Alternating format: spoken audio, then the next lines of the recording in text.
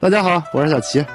今天给大家说一下毛花柱哈。因为毛花柱它开花比较大，是在春季开花啊，而且开的花群开的话老漂亮了。最近有话有问，就是我养的毛花柱养了多少年也不开花，这是为什么？毛花柱不开花，你要记住这几点哈。第一点，首先你买到的是一个对版的，比如说你买到一个普通的大白花的那种金九龙，这种毛花柱要长到1米以上。要养分足够多，要球足够粗，它才开花。一般人在家庭中光照时间不够，这个金九龙是不开花的。我在花盆里养到将近1米的才开花的，开花也挺漂亮的啊。所以说你要买到对版的，你买个不对版的，它开个屁花呀，对吧？啥也开不起来。其次呢，就是毛花柱要足够大。毛花柱跟我们知道希克氏绥花玉这些球不一样哈，因为这些球哪怕2-3厘米、3-5厘米就开花。但是毛花柱一般的毛花柱都要在高度都要达到20厘米以上才能开花，因为它是柱子，它叫毛花柱。你说他刚刚买了一个侧芽10厘米，那么它根本是不开花的。我说的是直径，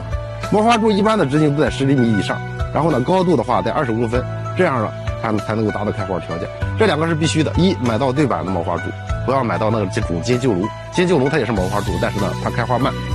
第二呢，就是要保证毛花柱的年龄足够，高度足够，厚度足够还有一点最关键的，就是有的品种的毛花柱它是怎么说呢？我在北方感觉不出来，你在南方的话，到了冬天我们这边冷，我不浇水了，我空水一冬天，到了春天它接着就生长，接着就开花。但是呢你在南方一直在浇水，一直在浇水，它不开花是有可能的。所以你可以这么理解，有的毛花柱品种有的毛花柱品种你要去停水，让它稍微休眠一下。一般建议大家毛花柱的话，因为它是个大柱子，它比较粗比较高，到了温度在5度左右的时候吧，